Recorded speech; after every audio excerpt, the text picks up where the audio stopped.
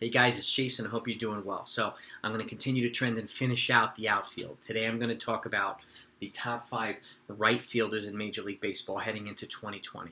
Take a look in the description down below. You'll see the top center fielders and you'll see the top left fielders. Okay. If you want to take a look at the infield, I posted videos, and you have not subscribed yet to the channel, smash that subscribe button and you'll have access to all the infield position. I'm still going to put out pitcher, starting, reliever, catcher, DH as well.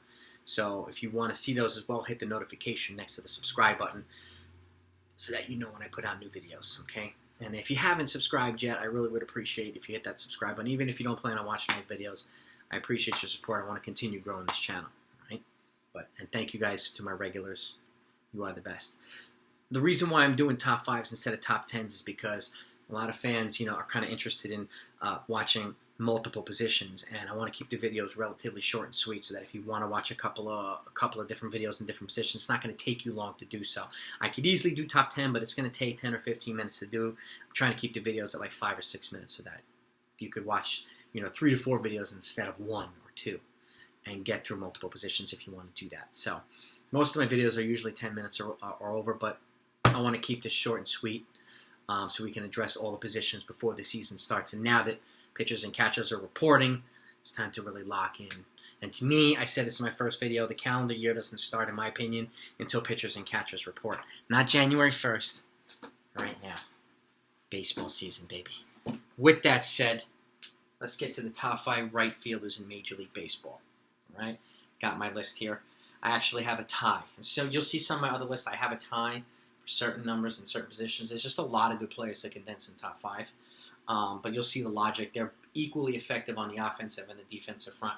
And you may see some unfamiliar names, and I encourage you to look them up, which is why I do this list. So you can look them up and see why they're on this list. And you'll see players from like Tampa Bay and Oakland. I can't name hardly anybody on Oakland or Tampa Bay.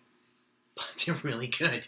So that's why I do these lists instead of putting out funky videos where you see the players diving. The highlights don't really tell you the big picture. Okay? Put their name, look them up. You'll see exactly why they're on the list. Okay, so with that said, my tie for number 5. Okay, both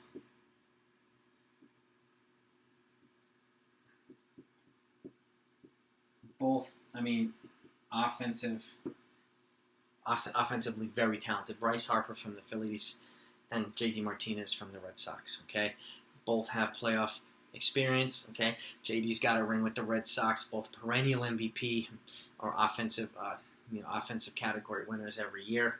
And both, Harper, to me, is a little bit stronger on the defensive front than J.D. Martinez, who kind of rotates between DH and right field. But now that Mookie's gone, he's going to spend more time in right field, in my opinion. So that's one reason why I have him heading into 2020. He wouldn't have been on my 2019 list because he didn't spend enough time in right field.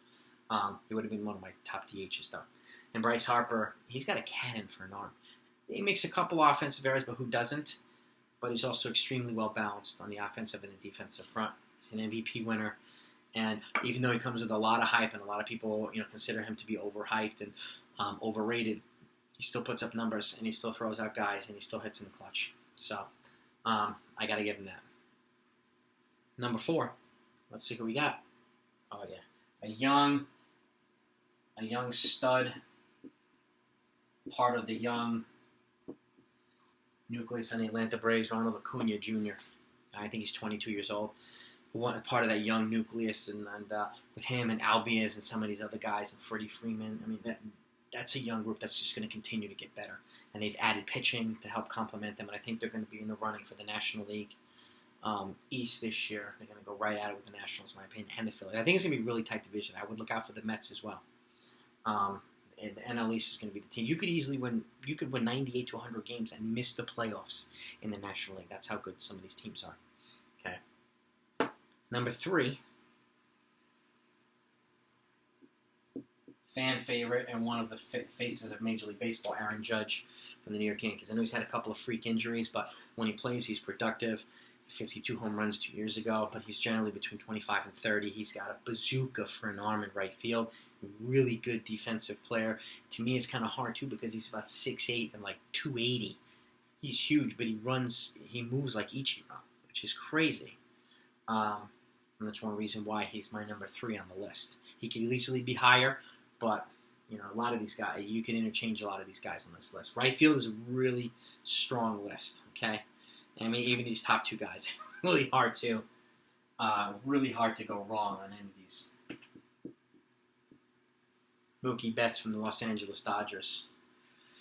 Newly minted, him at leadoff, and then you having to go through him and Muncy and Cody Bellinger. That lineup's just going to be ridiculous, okay? One of the best right fielders, good defensive player, smart player too. This guy's bowled 300 a whole bunch of times, which is crazy. It's just nuts.